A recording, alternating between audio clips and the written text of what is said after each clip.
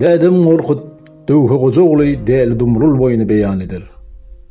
Hanım hey, meger hanım oguzda Döwhe goja ogly däli dumrul diýirlerdi, bir är bar idi. Bir guuru çaýyň üstüne köpür ordurmuşdy.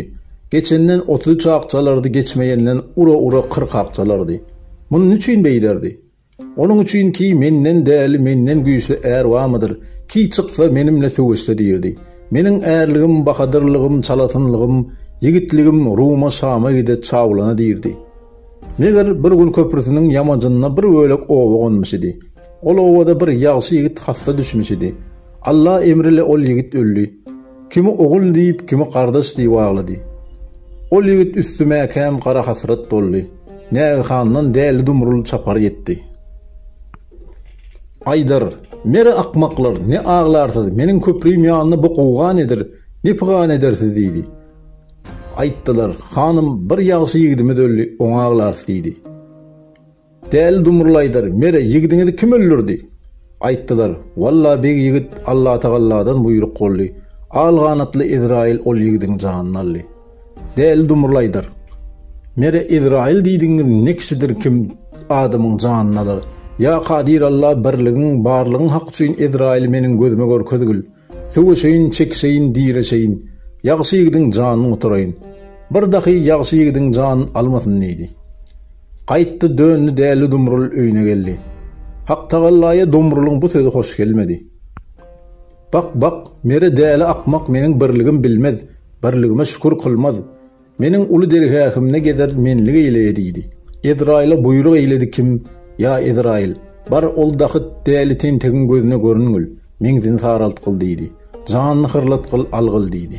Däli dumrul 40 ýigdilen iýi içi otyrkan, näge handan Izrail çyka geldi. Izrail'i ne diňçi gördü, ne kapçy.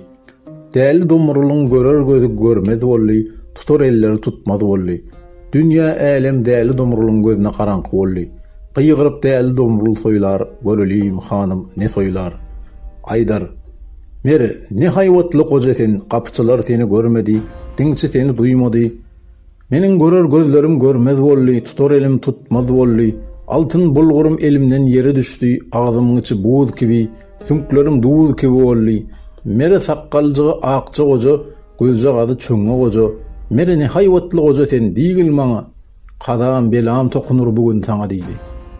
Beýle diýgeç Izrail'in gahary geldi. Aydar, mere däli akmak gözüm çöňe digin ne begenmedsen, gözü görüklice gyýdylaryň, gelinleriň janyny çok almysam. Saqqalym agardygyny ne begenmedsen, ak sakally gojalaryň, gara sakally ýigitleriň janyny çok almysam. Saqqalym agardygynyň manysy budur diýdi. Mere däli akmak öňlerdiň diýirdiň, alganatly Izrail meniň elime girse öldüreýdim.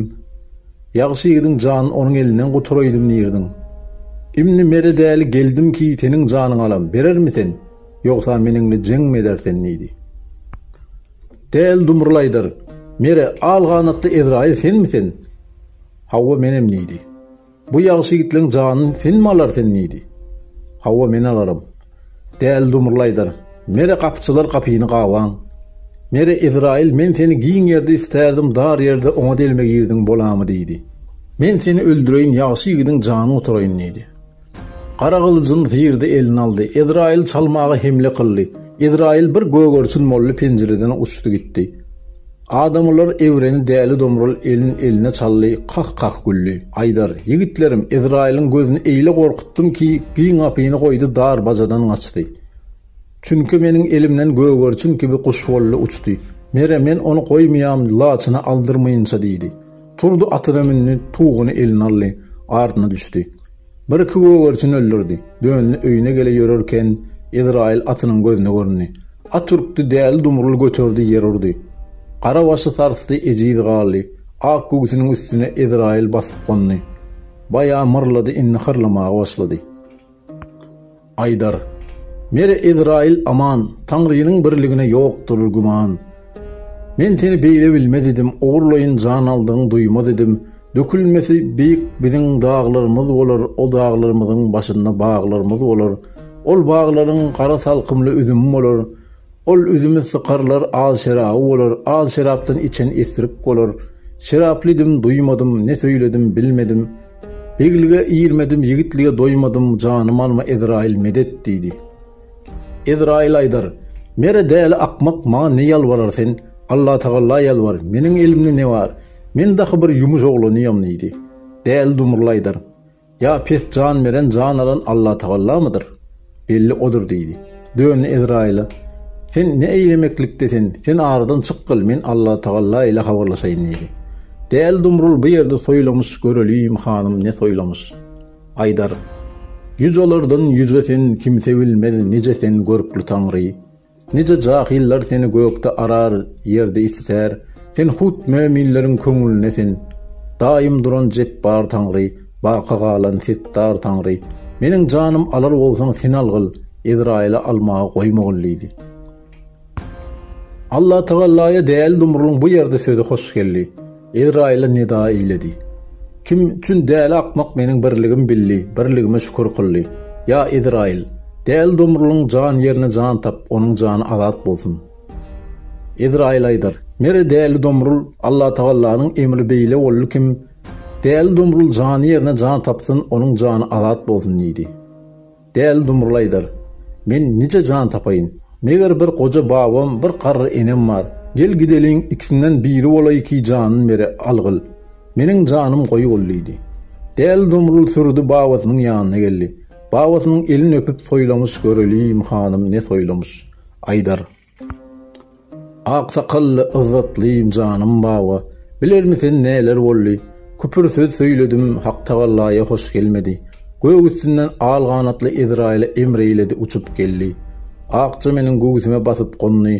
Hırladyp tatly janym alar boldy. Baba senden can dilärim berermisin? Yoksa ogul däli dumrullyp ağlarmysin? Baba saýdar. Ogul ayogul, janym parasy ogul. Doğduğunda 9 bugry öldürdigim arslan ogul. Tüýnügi altyn banüýümden gawdasy ogul. Gazameňdär gyzymyň gelinimiň gül ogul. Karşı yatan kara dağım gerekse söyle gelsin Ezrail'in yaylası bolsun. Soğuk çeşmelerim gerekse ona içit bolsun. Tevle şawaz atlarım gerekse ona münit bolsun. Hatar düýelerim gerekse ona yüklet bolsun. Ağırlı akça koynum gerekse kara tağın aslında onun sögüşü bolsun. Altın kümüş pul gerekse ona harçlık bolsun. Dünya şirin can edid. Canıma gıyabilmen belli bilgil. Menden edid, menden sögül eneňdir. Ogul eneňe wargyllydy. Däli domrul babasından yüz bolmaýyp sürdi, enesine geldi. Aydar. Ene bilermisin näler boldy? Gök ýüzünde al ganatly Ezrail uçup geldi. Akça meniň gögüsimi basyp gondy, harladyp janym alar boldy. Babamdan can diledim, ene bermedi. Senden can dilerim, ene janyň maňa berermisin? Yoksa ogul däli dumrullyp ağlarmysin? Ajydyrnak ak ýüzüňe çalarmysin? Qargy kibi qara saçyň yolarmysin? Ene diýdi. Enesi bu yerde soýlamış göreliyim hanım ne soýlamış. Ene saýdar. Ogul ayogul. 9 ay dar garnymna götürdigim ogul. Dolama sallançaklarda beledigim ogul. 10 ay diýende dünýä ýüzüne getirdigim ogul. Dolap ak süýdümi emdirdigim ogul. Akça burçly qalalarda tutulaýdyň ogul. Özge dinli kapır eline tutsa bolaýdyň ogul. Altyn akça güýjüne salwany seni gutaraýdym ogul. Yaman yere varmış sen bara bilmen. Dünýä şirin can edid. Janyma gyýabilmen belli bilgil diýdi. Enesi daha canyn bermedi. Beýle diýgeç Ezrail däl dumruluň janyny almaga geldi. Däl dumrulaýdyr. Mere Ezrail aman, Tanrı'nın birligine yoktur güman. Ezrail aydar. Mere däl tentek, daha ne aman dilersin? Ak sakally babaň ýanyna bardyň, can bermedi. Ak pürçökli eneň ýanyna bardyň, can bermedi. Daha kim berse gerek diýdi. Däl dumrulaýdyr. Hesretim bardyr duşaýyn diýdi. Ezrail aydar. Mere däl hesretin kimdir? Aydar. Ýat gyýdy halalym bar. Ondan meniň 2 oglanjygym bar, amanatym bar. Duýduraýyn olary, ondan soňra meniň janym ala sen diýdi. Sürdi halaly ýanyna geldi. Aydar. Bilermisin näler boldy? Gök ýüzünde al ganatly Ezrail uçup geldi. Akça meniň gögüsimi basyp gondy, datly meniň janymy alar boldy. Babama berdiýdim, can bermedi. Eneme bardym, can bermedi. Dünya şirin can dağıtlı deyirler. İmni yüksek yüksek kara dağlarım sana yayla olsun. Soğuk soğuk sularım sana içit bolsun. Tevle tevle şavar atlarım sana minit olsun. Tüynü altın banöyüm sana külgü olsun. Hatar hatar düyelerim sana yüklet bolsun. Ağıllı ağıkça koynum sana sövüş olsun. Gözün kimi tutar ise, köңlün kimi söver ise, sen ona vargıl. İki oğlancağımı yetim koyma gılliydi. Ayal bir yerde soylamış göreliyim hanım, ne soylamış. Ne deyirsen, ne soylarsen, göz açıvan gördügüm, köңül verip sövdügüm, koç yigidim, şavaz yigidim, dağıtlı damak verip soruştuğum, bir yaslıkta baş koyup emiştigim, karşı yatan kara dağları, senden sonra men neyleyem, yaylar olsun menin görüm olsun, soğuk soğuk suların içer olsun menin kanım olsun, altına akçağın harçlar olsun menin kepenim olsun, tevle tevle şavadatın münir olsun menin tavıdım olsun, senden sonra bir yigidi sövüp barsam bile yatsam, ağla yılan olup meni soksun. Senin ol muhannet enin baban bir canın ne var ki sana kıymamışlar. Arş tanığı olsun, kürs tanığı olsun, yer tanığı olsun, gök tanığı olsun, kadir tanrı tanığı olsun, menin canım senin canına kurban olsun deydi. İsrail hatının canını almağa geldi. Adamlar evreni yollaşına kıymadı. Allah Teala'ya bu yerde yalvarmış.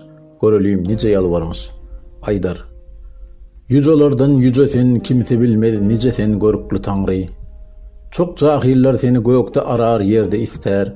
Sen hut müminlerin köңlünde sen. Daim duran cebbar Tanrı. Ulu yollar üstünde amaratlar kurdulayın senin üçün. Aç görsem doyurayın senin üçün. Yalaŋaç görsem don atayın senin üçün. Alarsan ikimizin canın bilal gıl.